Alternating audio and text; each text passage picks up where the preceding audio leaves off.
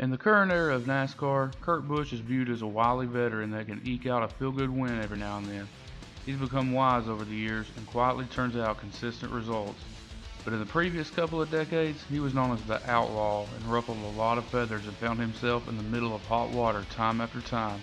I'm here to talk about that Kurt Busch, particularly at the last great Coliseum, Bristol Motor Speedway. Bristol is a track like no other, the fastest half mile in the world. Good old-fashioned beating and banging, tempers flaring, and fireworks year in and year out.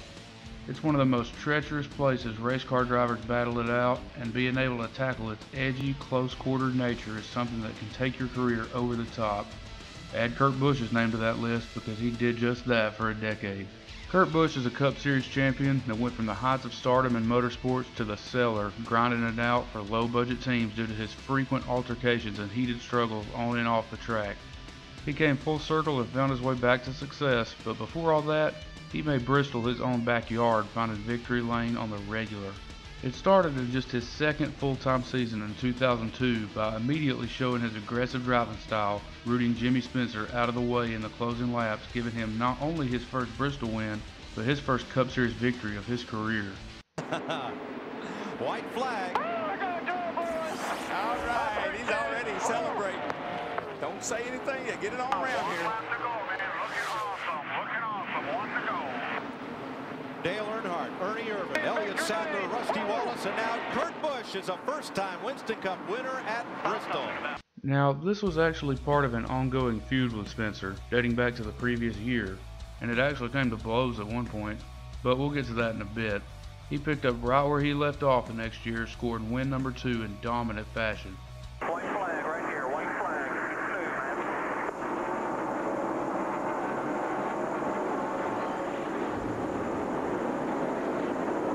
Half a lap to go for Kurt Busch. Yeah, he's got her own cruise control. One-lap car won't be a factor. Second straight Food City 500 win for Kurt Busch. Now we get to where the tension between him and Jimmy Spencer boiled over. The week prior to the Sharpie 500, the two butted heads once again, with Kurt dropping some explosive quotes on the radio. See, I'm not very good at being bad. I was trying to flatten the 7th car fender, and I got mine. I needed to be further forward on his car. And they just showed on TV him just missed by about an inch of being not far enough forward. Inches only count unless you're playing horseshoes and hand grenades. And I don't really want to play either with that clown. And then Spencer erupted in the garage, and things got physical.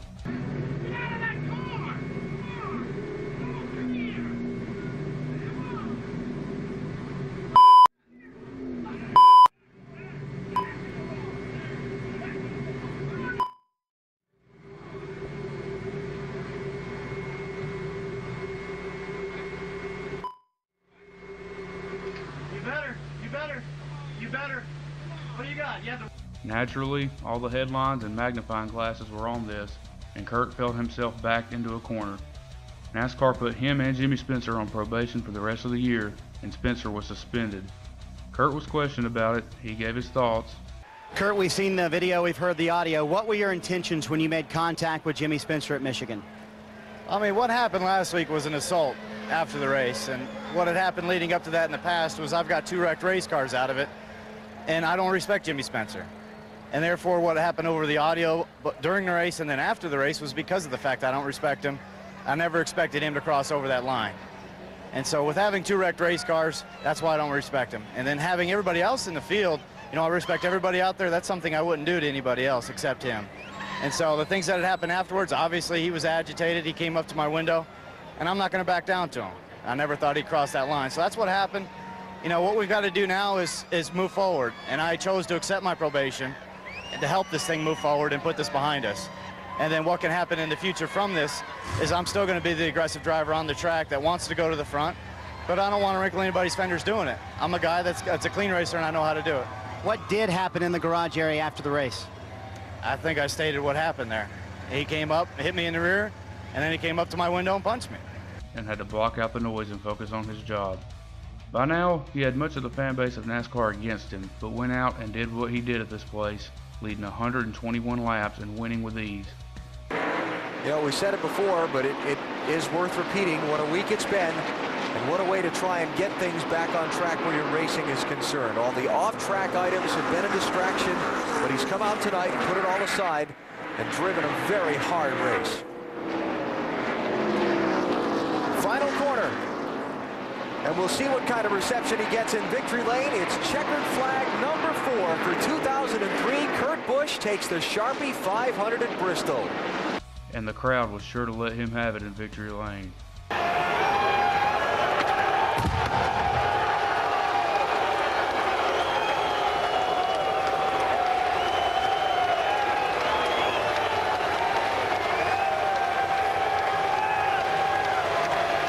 But you know what? That's just who Kurt was.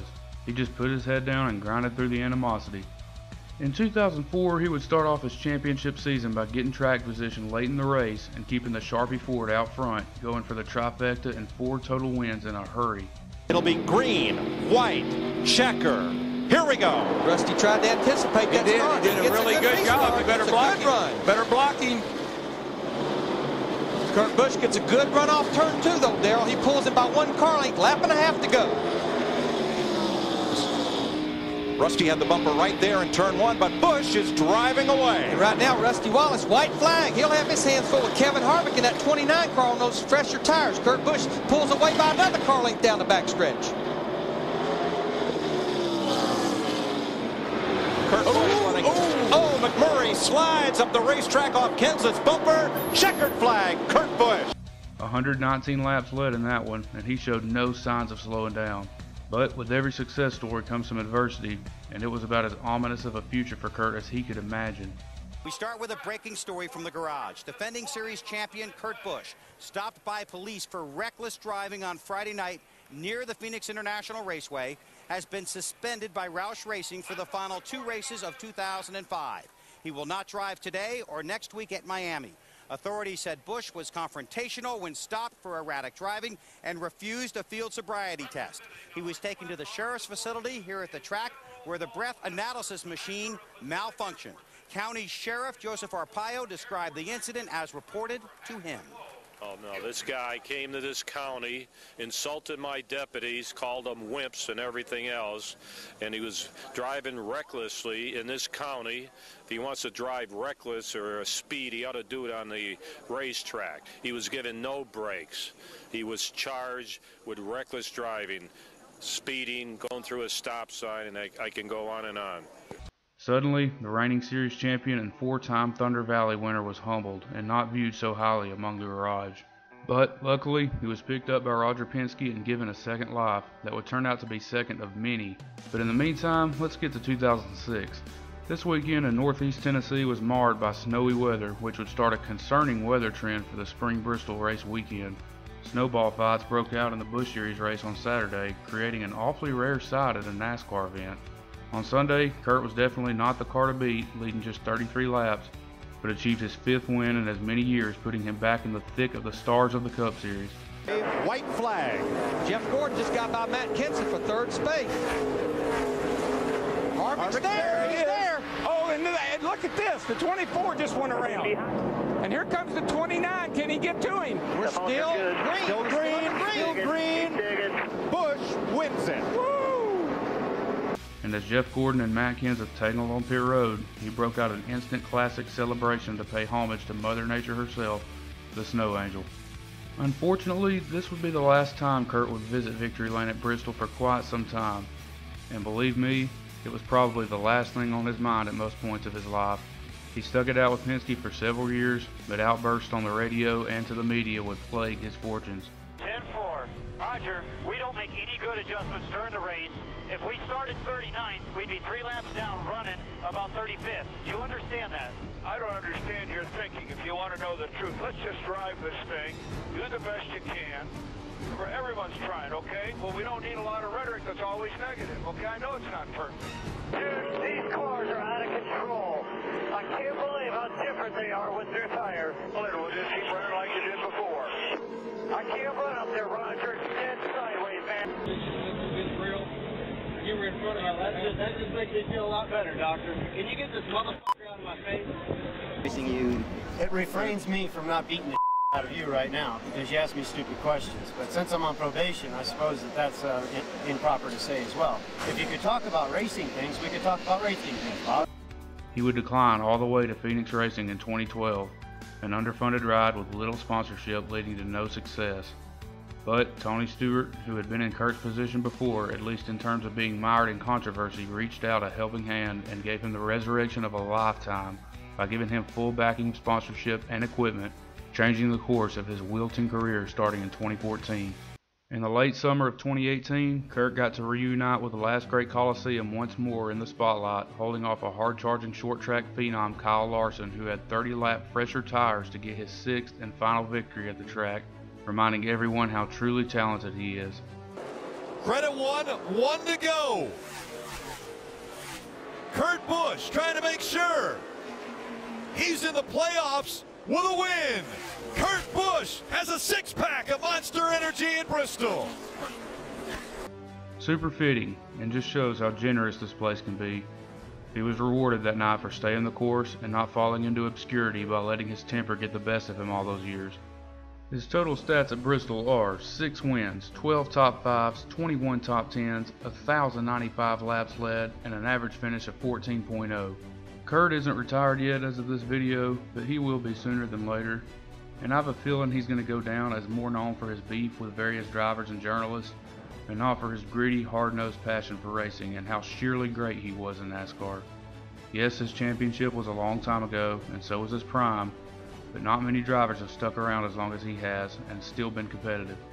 He deserves so much respect for fighting through his mental struggles and finding a way back to relevance after so many opportunities were taken away from him and his career almost ended abruptly by his own doing.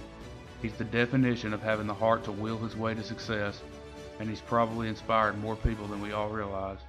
To me, he belongs in the Hall of Fame. Well, that's it for this video, guys. Hope you enjoyed the hell out of it.